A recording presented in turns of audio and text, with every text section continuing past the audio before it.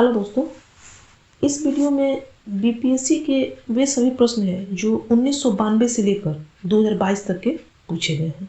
ये बहुत ही महत्वपूर्ण प्रश्नों का सेट है। इसे आप ध्यान से देखिएगा। बीपीएससी की प्रारंभिक परीक्षा के लिए बहुत ही महत्वपूर्ण होगा। चलिए शुरू करते हैं। यह सेट का दूसरा भाग है। पहला भाग देखने के लिए आप मेरे चैनल के प्लेलिस्ट में जाकर देख सकते हैं। पहला क्वेश्चन है, किस खेल के लिए थॉमस कप पुरस्कार दिया जाता है? ऑप्शन है टेनिस के लिए, फुटबॉल के लिए, गोल्फ के लिए, बैडमिंटन के लिए। बैडमिंटन के लिए थॉमस कप पुरस्कार दिया जाता है। थॉमस कप पुरस्कार पुरुषों के लिए बैडमिंटन की अंतर्राष्ट्रीय टीम स्पर्धा है। अंतर्राष्ट्रीय बैडमिंटन संघ IBF के प्रथम अध्यक्ष सर जॉर्ज एलन थॉमस द्वारा वर्ष 1939 में इस प्रतियोगिता का विचार दिया था। प्रथम थॉमस कप का आयोजन वर्ष 1948 से 49 में क्वींस हॉल ब्रिस्टल में हुआ था। प्रथम थॉमस कप मलेशिया ने डेनमार्क को 8-1 से हराकर जीता था। डुरंड कप किस खेल से संबंधित है? ऑप्शन है क्रिकेट से, फुटबॉल से, हॉकी से, टेबल टेनिस से। तो डुरंड कप फुटबॉल से संबंधित है। यह भारत की सबसे पुरानी फुटबॉल चैंपियनशिप है जिसका प्रारंभ 1888 में हुआ था। वर्ष 2016 में यह प्रतियोगिता आर्मी ग्रीन ने जीती। वर्ष 2021 में यह प्रतियोगिता फुटबॉल क्लब गोवा ने मोहम्मडन स्पोर्टिंग क्लब को पराजित कर जीती थी। अगला क्वेश्चन, 20वीं शताब्दी का आखिरी कुंभ मेला कहाँ मनाया गया? ऑप्शन है इलाहाबाद, अयोध्या, हरिद्वार, बनारसी। तो 20वीं शताब्दी का आखिरी कुंभ मेला हरिद्वार में मनाया गया। भारत में हरिद्वार के अतिरिक्त अन्य 3 स्थानों इलाहाबाद, नासिक और उज्जैन प्रति 12 वर्ष पर कुंभ मेले का आयोजन होता है। अगला क्वेश्चन, जंतर मंतर का निर्माण किया था? ऑप्शन है अकबर ने, शाहजहां ने, शिवाजी ने, महाराजा जय सिंह ने। तो जंतर मंतर का निर्माण महाराजा जय सिंह ने किया था। जयपुर स्थित जंतर मंतर का निर्माण सवाई राजा जय सिंह ने किया था। यह मुबारक महल के बाहरी प्रांगण में स्थित है। सम्राट यंत्र, राम यंत्र, राशि विलय यंत्र, कपाली यंत्र, जंतर मंतर वेधशाला के प्रमुख यंत्र हैं। इससे सूर्य और चंद्रमा की गति और तारों की स्थिति शुद्ध रूप से दर्शाई गई है और 1 सेकंड के 10वें हिस्से तक ठीक ठाक समय ज्ञात हो जाता है। सवाई जय सिंह ने ज्योतिष एवं नक्षत्र विज्ञान के अनुसंधान हेतु 5 वेधशालाएं दिल्ली, मथुरा, उज्जैन, बनारसी और जयपुर में बनवाई, जिसमें से जयपुर की वेधशाला सबसे बड़ी और अत्यंत तर्कसंगत है। अगला क्वेश्चन, एक वयस्क हाथी का भार का लगभग होता है? एक वयस्क भारतीय हाथी का भार लगभग होता है 500 किलोग्राम, 1000 किलोग्राम, 5000 ग्राम, 10,000 ग्राम। तो एक वयस्क हाथी का भार 5000 किलोग्राम होता है। अब तक का सबसे वजनी हाथी अफ्रीका में पाया गया है जिसका भार लगभग 7000 किलोग्राम था। एक वयस्क हाथी प्रतिदिन 250 से 300 किलोग्राम तक का भोजन करता है। अगला क्वेश्चन, स्विट्जरलैंड में बोली जाने वाली प्रथम प्रधान भाषाएं हैं? ऑप्शन है केवल जर्मन, केवल फ्रेंच, जर्मन और फ्रेंच, जर्मन, फ्रेंच और इटालियन। तो स्विट्जरलैंड की बोली जाने वाली प्रधान भाषाएं हैं जर्मन, फ्रेंच और इटालियन। इसके अतिरिक्त रोमांस भाषा भी स्विट्जरलैंड में बोली जाती है, किंतु इसके बोलने वालों की संख्या बहुत कम है, यानी 0.9% है। अगला क्वेश्चन, भारत में जन्मे 2 अमेरिकी नागरिक जिन्हें विज्ञान के क्षेत्र में नोबेल पुरस्कार मिला है। ऑप्शन है हरगोविंद खुराना और सीवी रमन, S चंद्रशेखर और सीवी रमन, सीवी रमन और SN बोस, हरगोविंद खुराना और S चंद्रशेखर। भारत में जन्मे 2 अमेरिकी नागरिक जिन्हें विज्ञान के क्षेत्र में नोबेल पुरस्कार दिया गया था वह है हरगोविंद खुराना और S चंद्रशेखर। खगोल शास्त्री थे S चंद्रशेखर को वर्ष 1983 में भौतिक शास्त्र में चंद्रशेखर सीमा के लिए और हरगोविंद खुराना को चिकित्सा क्षेत्र में कृत्रिम जीन के संश्लेषण के लिए वर्ष 1968 का नोबेल पुरस्कार दिया गया है। दोनों वैज्ञानिकों का जन्म भारत में हुआ था किंतु इन्होंने अमेरिका की नागरिकता ग्रहण कर ली थी। 2009 में वी रामकृष्णन को रसायन का नोबेल पुरस्कार प्राप्त हुआ जो भारतीय मूल के हैं तथा यूनाइटेड किंगडम और संयुक्त राज्य अमेरिका की दोहरी नागरिकता है। अगला क्वेश्चन, वह कौन सा एकमात्र भारतीय है जिसको ग्रेट ब्रिटेन ने लॉर्ड का खिताब दिया है? ऑप्शन है स्वर्ण सिंह, स्वराज ला, स्वराज पाल, धनराज पाल। तो स्वराज पाल एकमात्र भारतीय है जिसको ग्रेट ब्रिटेन ने लॉर्ड का खिताब दिया है। स्वराज पाल को ब्रिटेन ने वर्ष 1996 में लाइफ पीर की उपाधि प्रदान की थी। लाइफ पीर की उपाधि प्राप्त व्यक्ति आजीवन हाउस ऑफ लॉर्ड का मानद सदस्य बना रहता है। अगला क्वेश्चन, इन देशों में से कौन सा देश संयुक्त राष्ट्र संघ का अस्थायी सदस्य नहीं है? ऑप्शन है फ्रांस, जर्मनी, चीन, यूनाइटेड किंगडम। तो जर्मनी जो है वो संयुक्त राष्ट्र संघ का अस्थायी सदस्य नहीं है। संयुक्त राष्ट्र संघ की सुरक्षा परिषद के 5 अस्थायी सदस्य हैं फ्रांस, ब्रिटेन, चीन, रूस और संयुक्त राज्य अमेरिका। अगला क्वेश्चन, इस सदी की शुरुआत में हवाई जहाज का आविष्कार किसने किया था? ऑप्शन है Wright brothers, James Watt, Humphry Davy, Owen Brown. तो सदी की शुरुआत में हवाई जहाज का आविष्कार राइट ब्रदर्स ने किया था 1903 में। कब किया था? 1903 में। अगला क्वेश्चन, टेलीस्कोप की खोज किस वैज्ञानिक ने की थी? ऑप्शन है Newton, James Watt, Rutherford, Galileo ने। तो टेलीस्कोप की खोज गैलीलियो ने की थी। इटली के सुप्रसिद्ध भौतिक विज्ञानी गैलीलियो ने दूरदर्शन अर्थात टेलीस्कोप की खोज की थी। दूरदर्शी, टेलीस्कोप को दूरदर्शी भी कहा जाता है।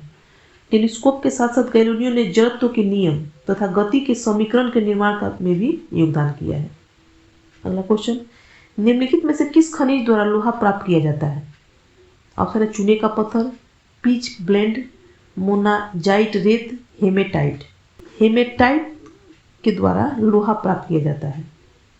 खनिज लौह मुक्त 4 प्रकार के अयस्क से मिलता है, मैग्नाइट, मैग्नेटाइट, हेमेटाइट, लिमोनाइट और सेडेराइट।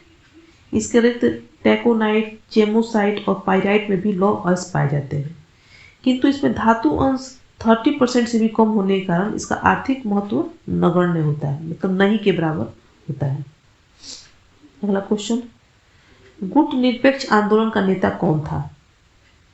ऑप्शन है चीन, Bharat, Pakistan, Indonesia.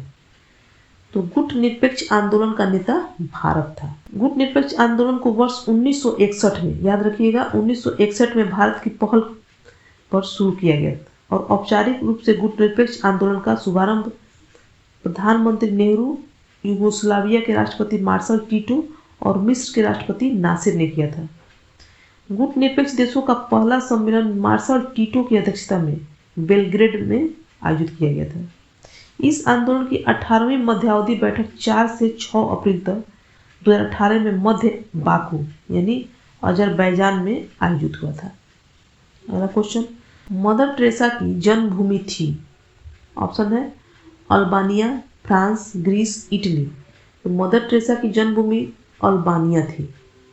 Mother Teresa का जन्म 26 अगस्त 1910 में मैसिडोनिया के एस्कोपेज नामक शहर में हुआ था।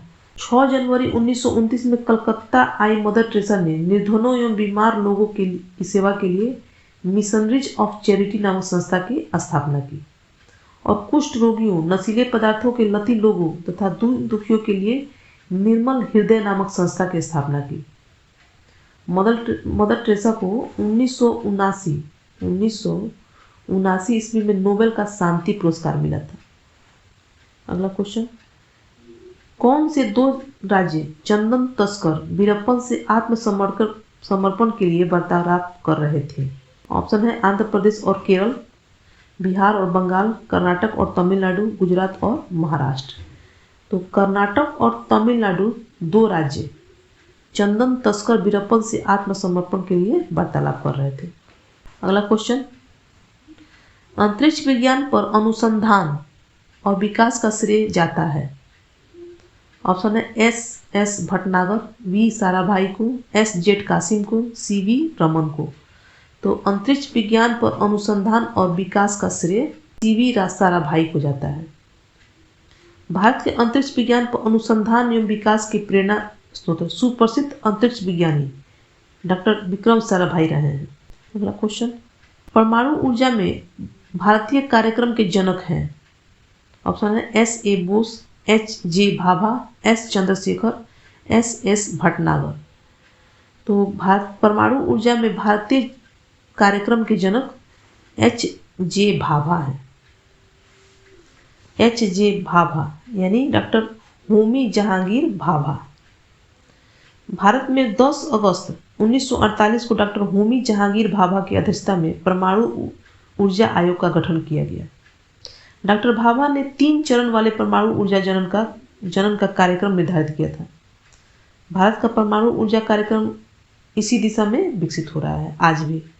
अगला क्वेश्चन, शांति उद्देश्यों हेतु परमाणु शक्ति का उपयोग करने में भारत किस देश से बहुत ही ज़्यादा आगे है?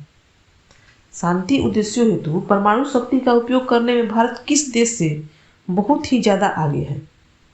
ऑप्शन है चीन, पाकिस्तान, फ्रांस, इंग्लैंड। तो सही आंसर हो जाएगा पाकिस्तान। भारत के परमाणु परीक्षणों के अनुसरण में परमाणु परीक्षण करने वाले पाकिस्तान का परमाणु कार्यक्रम परमाणु हथियार विकसित करने पर केंद्रित है, जबकि भारत के परमाणु कार्यक्रम का मुख्य उद्देश्य परमाणु विद्युत जनन के माध्यम से उसका शांतिपूर्ण प्रयोग है। भारत ने वर्ष 1948 में परमाणु ऊर्जा अधिनियम पारित कर परमाणु अनुसंधान का उपयोग शांतिपूर्ण प्रगति के उद्देश्य से करने की घोषणा की थी। भारत परमाणु विद्युत जनन और परमाणु संबंधी अन्य ऐसे प्रयोग जो मानव जीवन को उन्नत बनाते हैं की दृष्टि से पाकिस्तान से बहुत आगे है। अगला क्वेश्चन, भारत में निर्मित टैंक का नाम है। भारत में जो टैंक निर्मित है उसका क्या नाम है? ऑप्शन है इंद्र, अर्जुन, महाबली, कैसाल। तो भारत में निर्मित टैंक का नाम अर्जुन है। इसका सफल प्रशिक्षण 15 जून 1993 को किया गया था। अगला क्वेश्चन, मुहाजिर कौमी आंदोलन क्या है? ऑप्शन है कराची में आधारित एक आतंकवादी संगठन, पाकिस्तान में बसे उत्प्रवासी मुसलमानों का एक राजनीतिक दल, कराची में सुन्नी मुसलमानों का एक गुप्त समाज, उपयुक्त में से कोई नहीं। तो मुहाजिर कौमी आंदोलन पाकिस्तान में बसे उत्प्रवासी मुसलमानों का एक राजनीतिक दल है। अगला क्वेश्चन, न्यूजीलैंड में पाए जाने वाला उड्डयनहीन पक्षी है। ऑप्शन है शुतुरमुर्ग, एल्बेट्रास, कीवी, उपयुक्त में से कोई नहीं। तो कीवी जो है न्यूजीलैंड का राष्ट्रीय पक्षी भी है। पक्षी वर्ग में शामिल कीवी उड़ नहीं सकता परंतु बहुत तेज दौड़ सकता है। अगला क्वेश्चन, चिपको आंदोलन है। छुआछूत रोकने के लिए आंदोलन, वृक्षों को बचाने के लिए आंदोलन, दूध उत्पादन के लिए एक संघ, इनमें से कोई नहीं। तो चिपको आंदोलन जो है वो वृक्षों को बचाने के लिए आंदोलन है। अगला क्वेश्चन, ऑपरेशन ब्लैक बोर्ड सरकारी योजना है। ऑप्शन है पंजाब में उग्रवाद के आतंक को रोकने के लिए, विद्यालय शिक्षा के राष्ट्रीय कार्यक्रम को सुधारने के लिए, लड़कियों को विद्यालय शिक्षा को सुधारने के लिए, वयस्कों को साक्षर बनाने के लिए प्रोत्साहित करने के लिए। तो ऑपरेशन ब्लैक बोर्ड है विद्यालय शिक्षा के राष्ट्रीय कार्यक्रम को सुधारने के लिए। ऑपरेशन ब्लैक बोर्ड योजना देश के प्राथमिक विद्यालयों में उपलब्ध मानव संसाधनों एवं भौतिक संसाधन में सुधार लाने के लिए वर्ष 1987-88 में प्रारंभ हुई थी। चल रहे विद्यालय में 2 बड़े कमरों, कम से कम 2 शिक्षक, आवश्यक शिक्षण सामग्री की व्यवस्था करना इस योजना का प्रमुख अंग है। अगला क्वेश्चन, स्टार टीवी का मालिक कौन है? ऑप्शन है Tata group, Richard Attenborough, Rupert Murdoch, George लूका। तो स्टार टीवी के मालिक रूपर्ट मर्डोक है। अगला क्वेश्चन, पंचशील की मुख्य विशेषता है। ऑप्शन है निर्गुणता, आर्थिक सहयोग एवं विकास, सांस्कृतिक संबंधों का विकास, देशों के मध्य मित्रता एवं शांतिपूर्ण सह अस्तित्व। तो पंचशील की मुख्य विशेषता है देशों के मध्य मित्रता और शांतिपूर्ण सह अस्तित्व। अगला क्वेश्चन, प्रथम भारतीय उपग्रह आर्यभट्ट कब छोड़ा गया? ऑप्शन है 10 जुलाई 1992, 19 अप्रैल 1975, 1 अप्रैल 1966, 2 दिसंबर 1985 को। तो प्रथम भारतीय उपग्रह आर्यभट्ट 19 अप्रैल 1975 को छोड़ा गया था। यह बैकानूर में रूसी केंद्र से कॉस्मोस रॉकेट से छोड़ा गया था। इस उपग्रह के माध्यम से भारत में उपग्रह शैक्षणिक टेलीविजन प्रयोग प्रारंभ हुआ था। अगला क्वेश्चन, रामेश्वरम किस राज्य का हिस्सा है? ऑप्शन है आंध्र प्रदेश, पश्चिम बंगाल, तमिलनाडु, केरल। तो रामेश्वरम तमिलनाडु का हिस्सा है। विश्व में किस देश ने स्वयं को हिंदू राष्ट्र घोषित किया है? ऑप्शन है भारत, नेपाल, श्रीलंका, भूटान। तो विश्व में किस देश ने स्वयं को हिंदू राष्ट्र घोषित किया है? नेपाल ने स्वयं को हिंदू राष्ट्र घोषित किया है। अगला क्वेश्चन, भारत में सिलिकॉन घाटी का नाम किसने दिया? भारत में सिलिकॉन घाटी का नाम किसे दिया गया है? ऑप्शन है हैदराबाद, मुंबई, बेंगलोर, चेन्नई। भारत में सिलिकॉन घाटी का नाम बेंगलोर को दिया गया है। अगला क्वेश्चन, निकोलस कोपरनिकस प्रसिद्ध हैं। ऑप्शन है दूरबीन के आविष्कार के लिए, यह बताने के लिए कि ग्रह सूर्य के चारों ओर चक्कर लगाते हैं न कि पृथ्वी के, कैलकुलस की खोज के लिए, मानव शरीर की शल्य क्रिया का अध्ययन करने के लिए। तो निकोलस कोपरनिकस यह बताने के लिए प्रसिद्ध है कि ग्रह सूर्य के चारों ओर चक्कर लगाते हैं न कि पृथ्वी के। क्वेश्चन, दक्षेस आंदोलन शुरू करने का उद्देश्य था। दक्षेस यानी सार्स आंदोलन शुरू करने का उद्देश्य था। ऑप्शन है एक दूसरे के मामले में हस्तक्षेप नहीं करना, सैनिक संधि, वैज्ञानिक और सांस्कृतिक आदान प्रदान, क्षेत्रीय सहयोग। तो दक्षेस आंदोलन शुरू करने का उद्देश्य था क्षेत्रीय सहयोग। अगला क्वेश्चन, सही कथन चुने। आर्यभट्ट एक गणितीय ग्रंथ है। लीलावती नामक ग्रंथ ब्रह्मगुप्त कृत है। पंचसिद्धिका 7वीं सदी का ग्रंथ है। गणित सार संग्रह में शून्य की संख्या नहीं माना गया है। तो सही आंसर है आर्यभट्ट एक गणितीय ग्रंथ है। क्वेश्चन, वंदे मातरम गीत के रचनाकार थे। ऑप्शन है बंकिम चंद्र चटर्जी, सरोजिनी नायडू, रविंद्रनाथ टैगोर, जयशंकर प्रसाद। तो वंदे मातरम गीत के रचनाकार बंकिम चंद्र चटर्जी थे। सन्यासी विद्रोह की पृष्ठभूमि पर रचित आनंद मठ नामक पुस्तक से वंदे मातरम गीत उद्धृत हुआ था। 1896 में कांग्रेस के कलकत्ता अधिवेशन में से पहली बार गाया गया था। अगला question, Triumph of the spirit नामक रचना संबंधित निम्नांकित कथनों में कौन सत्य है? ऑप्शन, इसकी रचयिता रूमी देवी है। इसमें कपिल देव के खेल जीवन का विवरण है। इसका औपचारिक विमोचन सुप्रसिद्ध चित्रकार M.F. हुसैन के हाथों हुआ है। उपरोक्त सभी। तो ट्रायम्फ ऑफ द स्पिरिट नामक रचना इन उपरोक्त सभी कथनों में सत्य है। संबंधों में निम्नलिखित में से किसके कारक का योगदान नहीं है? अंतर्राष्ट्रीय संबंधों में निम्नलिखित में से किस कारक का योगदान नहीं है? ऑप्शन है तकनीकी प्रगति, आक्रामक राष्ट्रवाद की भावना, अंतर्राष्ट्रीय व्यापार का विकास, उद्योगों का विकास। तो सही आंसर हो जाएगा आक्रामक राष्ट्रवाद की भावना। क्वेश्चन, संयुक्त राष्ट्र संघ की सुरक्षा परिषद में निम्न में से कौन सा देश अस्थायी सदस्य नहीं है? ऑप्शन है जापान, संयुक्त राज्य अमेरिका, ब्रिटेन, फ्रांस। तो संयुक्त राष्ट्र संघ की सुरक्षा परिषद में जापान जो है अस्थायी सदस्य नहीं है। संयुक्त राष्ट्र संघ की सुरक्षा परिषद में 5 देश हैं। संयुक्त राष्ट्र अमेरिका, ब्रिटेन, फ्रांस, रूस और चीन ही अस्थायी सदस्य हैं। 15 सदस्यीय सुरक्षा परिषद में शेष 10 अस्थायी सदस्यों का चुनाव 2 वर्ष के लिए होता है। हाल ही में भारत, आयरलैंड, मैक्सिको और नॉर्वे को वर्ष 21-22 के लिए संयुक्त राष्ट्र सुरक्षा परिषद का अस्थायी सदस्य चुना गया है। अगला क्वेश्चन, किस राज्य का पहला लोकायुक्त स्थापित हुआ है? किस राज्य में पहला लोकायुक्त स्थापित हुआ है? ऑप्शन है ओडिशा, केरल, महाराष्ट्र, पंजाब। उपयुक्त में से कोई नहीं, उपयुक्त में से एक से अधिक। सही आंसर हो जाएगा महाराष्ट्र।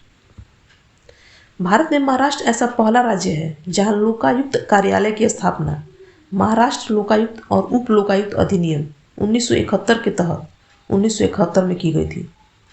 ओडिशा पहला ऐसा राज्य था जिसमें लोकायुक्त की स्थापना से संबंधित विधान में पारित किया था, लेकिन वहाँ वह संस्था वर्ष 1983 में जाकर अस्तित्व में आई। A.S. आनंद 1990 के दशक के अंत में किस पद पर कार्यरत थे? ऑप्शन है नियंत्रक तथा महालेखा परीक्षक, भारत के मुख्य न्यायाधीश, मुख्य सतर्कता आयुक्त, महान न्यायवादी, उपयुक्त में से कोई नहीं। तो A.S. आनंद 1990 के दशक के अंत में भारत के मुख्य न्यायाधीश के रूप में कार्यरत थे।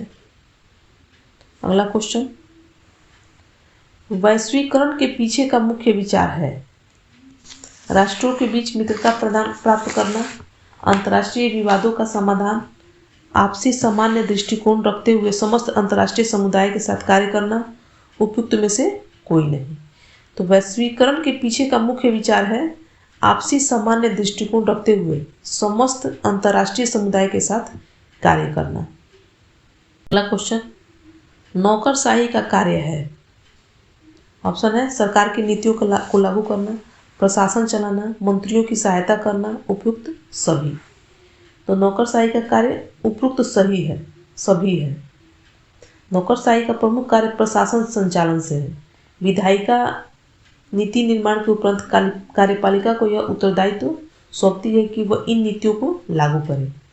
कार्यपालिका इन नीतियों को नौकरशाही के माध्यम से लागू करवाती है। साथ ही साथ नौकरशाही दिन प्रतिदिन के कार्य संचालन में मंत्रीगण की सहायता भी करते हैं। अगला क्वेश्चन, निम्नलिखित यूरोपीय यूनियन देशों में से फिलिस्तीन राज्य को आधिकारिक मान्यता देने वाला प्रथम कौन है? ऑप्शन है स्वीडन, डेनमार्क, नॉर्वे, इटली। तो स्वीडन यूरोपीय यूनियन देशों में से फिलिस्तीन राज्य को आधिकारिक मान्यता देने वाला प्रथम है। अगला क्वेश्चन, अंतर्राष्ट्रीय विकलांग दिवस मनाया जाता है। ऑप्शन है 10 दिसंबर को, 24 अक्टूबर को, 19 नवंबर को, 3 दिसंबर को। तो अंतर्राष्ट्रीय विकलांग दिवस 3 दिसंबर को मनाया जाता है। संयुक्त राष्ट्र महासभा ने वर्ष 1981 को अंतर्राष्ट्रीय विकलांग वर्ष के रूप में घोषित किया था। संयुक्त राष्ट्र संघ ने 3 दिसंबर 1992 से प्रतिवर्ष अंतर्राष्ट्रीय विकलांग दिवस को मनाने की स्वीकृति प्रदान की थी। अगला क्वेश्चन, प्रभावती देवी किस क्षेत्र की स्वतंत्रता संग्राम सेनानी थी? ऑप्शन है चंपारण, पटना, भागलपुर, शाहबाद।